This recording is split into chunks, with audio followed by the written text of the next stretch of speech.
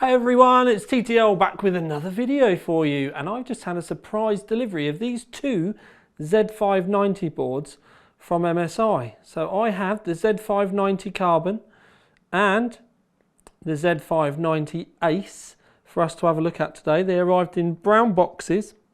They are fully fledged engineering samples. They are very, very early samples, but it's new tech, so I don't care what the brand is or who made them. So let's get knee deep in this silicon goodness.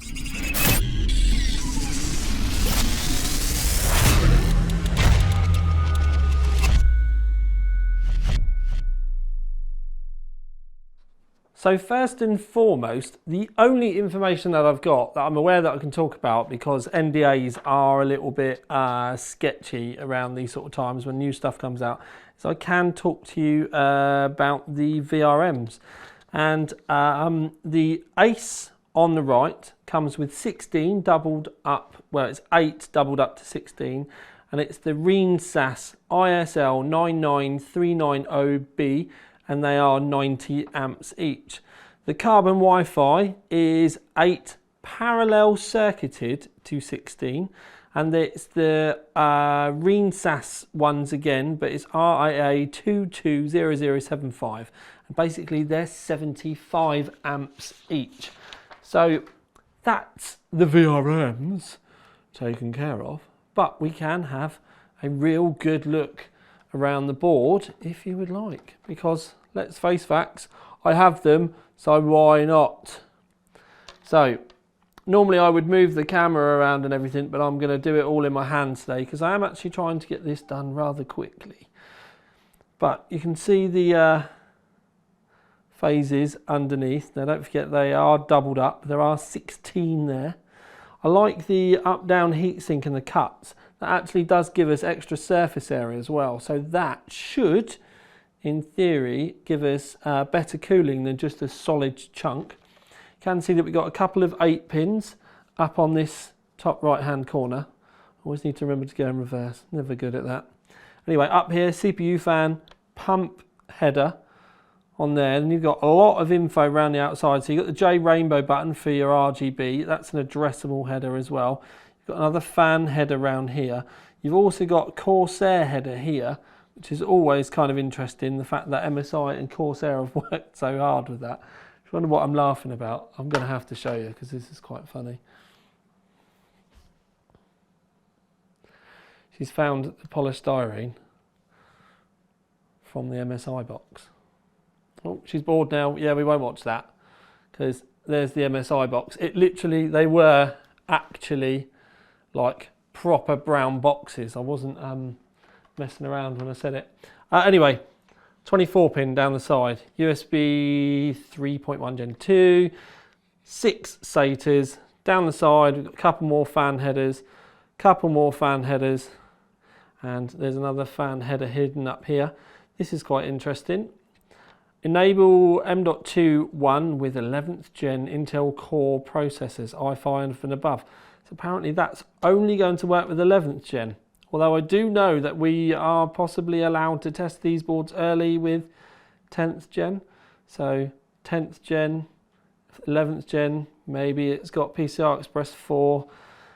Yeah, anyway, I will go into that at a later date. So there is a cutout there on the heatsink. So that's an M.2 slot. I'm not sure if that's M.2 underneath there. I believe it is though, looking at it, but it's going to mean that you take that whole section of the board off, and I've been asked not to show you underneath the socket, which doesn't particularly matter on this because it'll be the same as the last one. They've asked me to leave it all kind of assembled, for want of a better term. Around the back, quite a few connections on this one. Lots of USB 2s up there. USB 3s over here, you do get a Type-C, got the Wi-Fi there. You've also got a DisplayPort and a HDMI because the Intel processors do normally have an onboard graphics card. But obviously if you want to play games in any great resolution and stuff like that, you are going to need a dedicated one. Obviously this is the Carbon, and it does have the carbon detailing on it. I'm not sure about the 80s style kind of, looks like it's moving text. Looks like it belongs on the back of a car or something. Maybe that's the idea. Lots of carbon fibre effect up here and the dragon again, but that kind of looks like it's moving kind of thing. I'm going to admit, not a fan of the blurred imagery on that one. Then on to the Ace. This is the model, well, a few models up for that one. This is, I think it's only below the Godlike. Big back plate around the back. Whether it acts as a heat sink, I think it might do, because I can see some thermal pads around there. So there's electronics around the back as well. You can see around the board those 16 phases again. Now the heatsink is slightly different on this one. I actually think that the one on the carbon is probably going to be better at dissipating the heat. But the Ace does feel a lot weightier. There's some heatsink jiggery over here as well. I'm not sure whether it's just over the top. I don't believe there's a fan underneath, because looking at the sides, if I can get you an angle that I can zoom you in, it does just look like cutout. So I don't think that is a fan underneath there, but because of the bit over the top, it does make me think it. Again, you can see that we've got the M.2 slots, and this is another one where it says about unlocking the this M.2 with 11th gen.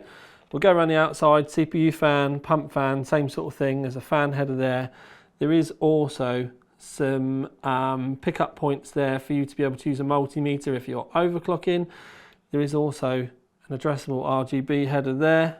Compared to the carbon, there isn't a Corsair header up there, but they've put it up the top. Down the side, 6 SATA, USB 3, USB 3.2.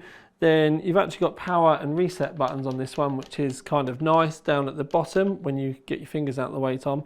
Fan header there. You've got some BIOS and LED switches down the bottom here as well. 3 more fan headers along here, and then there is another one hidden just over here.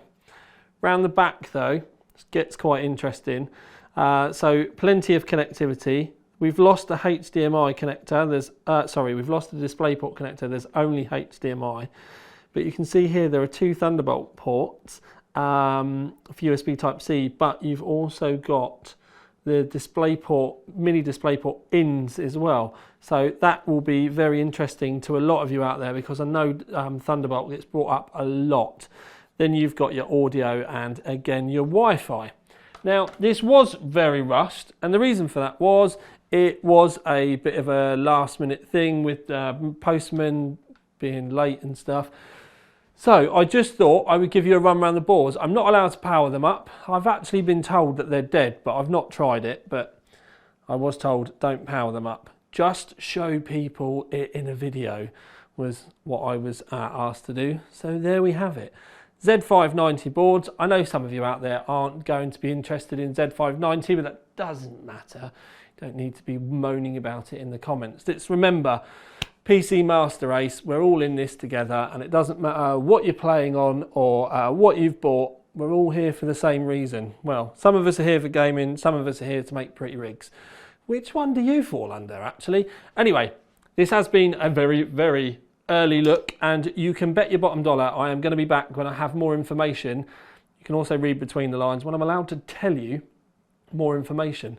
But for now at least, this has been the tiniest one, here with another video.